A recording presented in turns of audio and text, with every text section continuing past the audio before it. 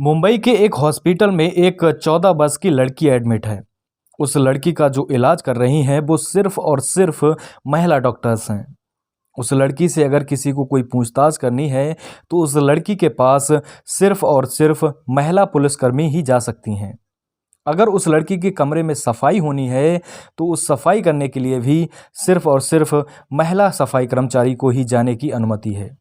यानी कि उस लड़की के कमरे में जहां उसका इलाज चल रहा है उस कमरे में सिर्फ और सिर्फ महिलाएं ही जा सकती हैं।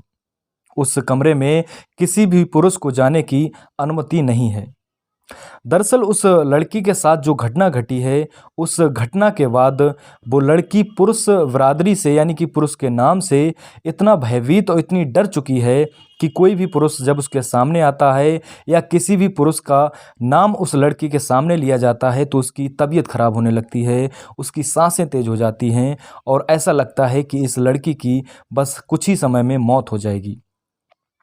दरअसल उस लड़की की हालत काफ़ी गंभीर है और उसके साथ जो घटना हुई है आज हम आपको उसी के बारे में बताएंगे। दरअसल ये जो घटना है महाराष्ट्र के पुणे की।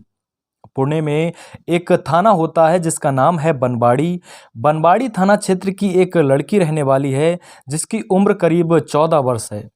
उसके माता पिता एक नर्सरी में काम करते हैं और वो लड़की अपनी पढ़ाई करती है। ये बात है 31 अगस्त की। 31 अगस्त को करीब 10 बजे ये लड़की अपने एक मित्र से मिलने यानी कि अपने एक दोस्त से मिलने पुणे स्टेशन पर जाती है।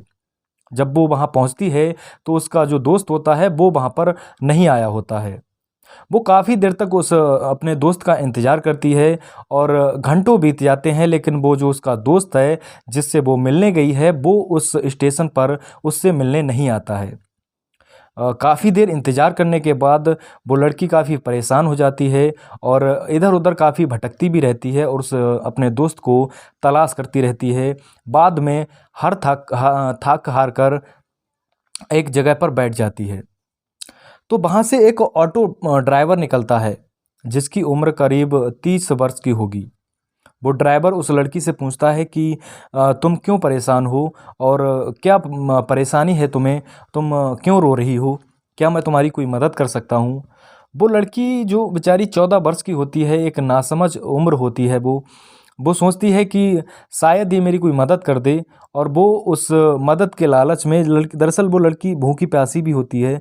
वो उससे कहती है कि अंकल मैं अपने घर से अपने माँ बाप को बिना बताए अपने एक दोस्त से मिलने यहाँ पर आई थी और काफ़ी समय हो गया है वो, लेकिन अभी तक मेरा दोस्त यहाँ पर नहीं आया है, इसीलिए मैं काफ़ी परेशान हूँ। उसकी ये सारी बातें सुनता है वो ऑटो ड्राइवर और वहाँ से चला जाता है। करीब 10 मिनट के बाद वो ऑटो ड्राइवर दोबारा वापस उसी लड़की के पास आता है और उस लड़की से कहता है कि तुम जिससे मिलने आई हो, जो तुम्हारा दोस्त है, वो बाहर खड़ा है और वो यहाँ आना नहीं चाह रहा है। दरअसल वो अपने किए पे शर्मिंदा है क्योंकि उसने तुम्हें काफ़ी देर तक इंतज़ार करवाया है। तो मेरे साथ चलो, मैं तुम्हें उससे बाहर मिलवा देता हूँ। वो लड़की उस जो ऑटो ड्राइवर होता है, जो ऑटो का ड्राइवर होता है, उसके साथ चल देती है। वो ड्राइवर है उसको पीने के लिए पानी देता है। वो लड़की उस बोतल का पानी पी लेती है और कुछ देर चलने के बाद उस लड़की को चक्कर आने लगता है। जैसे ही वो बेहोश होने वाली होती है तब तक वो ऑटो ड्राइवर ऑटो तक उस लड़की को ले जाता है और उस ऑटो में डालकर उस लड़की को एक जंगल की तरफ ले जाता है और जंगल में ले जाने के बाद उस लड़की के साथ बलात्कार करता है। घंटों वो उस लड़की को अपने साथ रखता है और उसके बाद जब उस लड़की से उसका मन भर जाता है तो उसे ऑटो में डालकर शहर में ले जाता है। शहर में दरअसल एक लॉन्ज होता है, छोटा सा होटल, उस होटल में एक कमरे में ले जाता है। जब वो ऑटो ड्राइवर उस लड़की को लेकर उस कमरे में पहुंचता है तो वहाँ पर पहले से ही काफ़ी लड़के मौजूद होते हैं। वो काफ़ी रात में जब वहाँ पे पहुँचता है तो वो लड़के भी, वो जो वहाँ पे मौजूद लड़के होते हैं, वो लड़के मिलकर उस लड़की के साथ पूरी रात बलात्कार करते हैं। उस लड़की को बिल्कुल नंगा कर देते हैं। एक भी कपड़ा उस लड़की के शरीर पर नहीं होता है। पूरी रात उसके साथ ये दुर्व्यवहार करने के बाद दिन निकल आता है और तब भी बारी बारी से वो लड़के उस लड़की के साथ बलात्कार लगातार कर रहे थे और पूरा दिन यही प्रोग्राम चलता रहता है। और उसके बाद शाम को उस लड़की को जब दरअसल वो बीच बीच में उस लड़की को बेहोशी का इंजेक्शन लगा रहे थे। जब शाम को उस लड़की को होश आता है तो वो उन लड़कों के सामने बहुत गिड़गिड़ाती है। दरअसल उसे भूख भी लग रही थी, प्यास भी लग रही थी। वो उनसे बेचारी असहज होके बहुत परेशान होकर उनसे हाथ जोड़ती है, कहती है कि कुछ अगर मेरी मदद ना करो तो मुझे कुछ खाने पीने को ही दे दो। लेकिन उन लड़कों को इन चीज़ों से कोई लेना देना नहीं था। वो सिर्फ अपनी क्रूरता उस लड़की पर दिखा रहे थे। जब काफ़ी वो लड़की परेशान हो जाती है तो उन्हीं लड़कों में से एक लड़के को उस लड़की पर बेचारी पर दया आ जाती है। वो लड़का उस लड़की को वहाँ से ले जाकर दादर स्टेशन पर छोड़ देता है। वो लड़की वहीं दादर स्टेशन पर बैठी होती है एक प्लेटफॉर्म पर।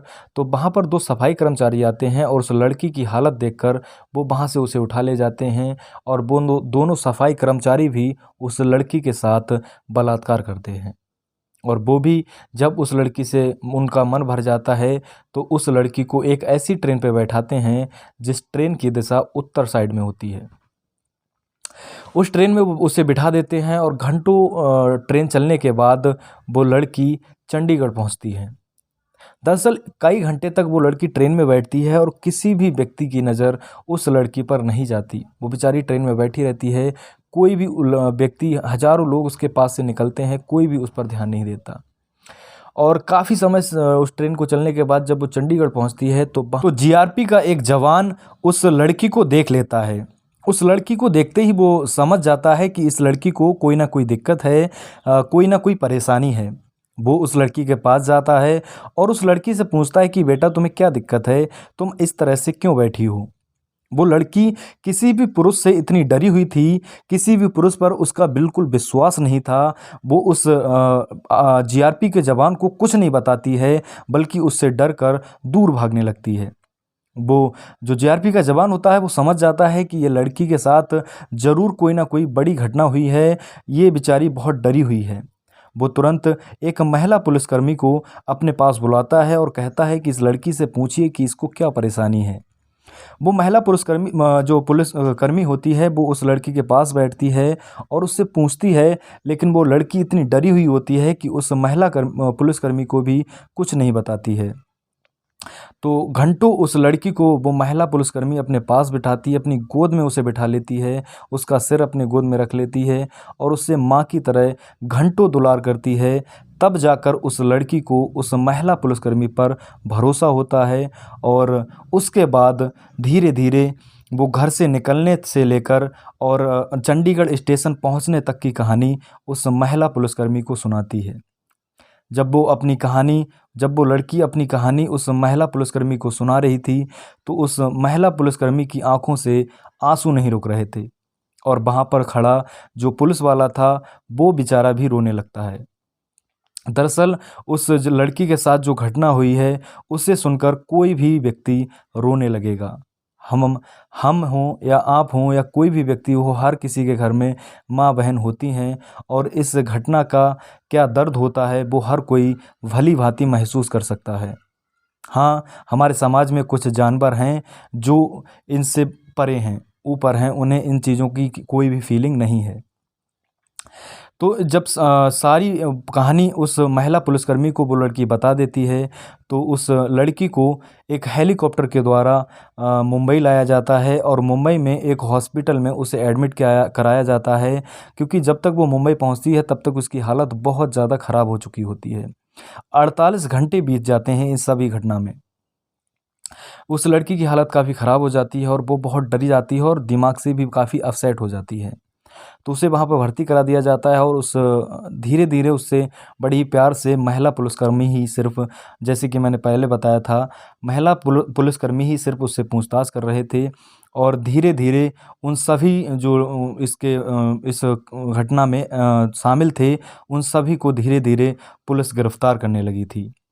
उधर रिपोर्ट तो इस लड़की के माता पिता ने भी अपने क्षेत्र के थाने में लिखाई थी, लेकिन उन पुलिस वालों ने बेचारों ने अड़ोस पड़ोस में काफ़ी पूछताछ की, सीसीटीवी कैमरे भी देखे, लेकिन उन लोगों के हाथ कुछ नहीं लगा।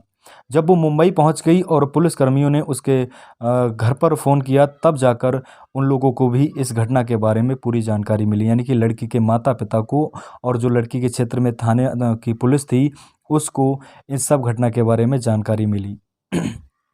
इस जो घटना है, इस जो कहानी में है, इसमें जो पुलिस का कैरेक्टर है, उसकी जितनी तारीफ़ की जाए उतनी कम है।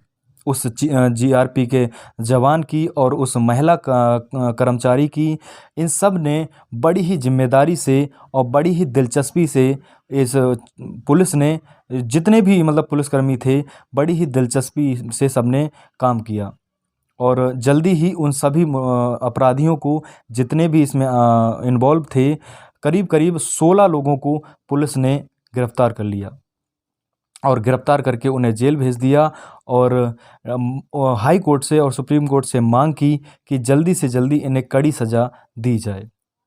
दोस्तों, इस घटना को सुनाने में मेरा ये उद्देश्य नहीं था कि किसी का दिल दुखाया जाए, किसी को हानि पहुंचाई जाए, लेकिन इस तरह की घटनाएं जब होती हैं तो कसम से लोगों का दिल टूट जाता है, बहुत बुरी तरह से इस समाज से विश्वास उठने लगता है और लगता है कि ऐसे भी लोग हमारे समाज में अभी हैं।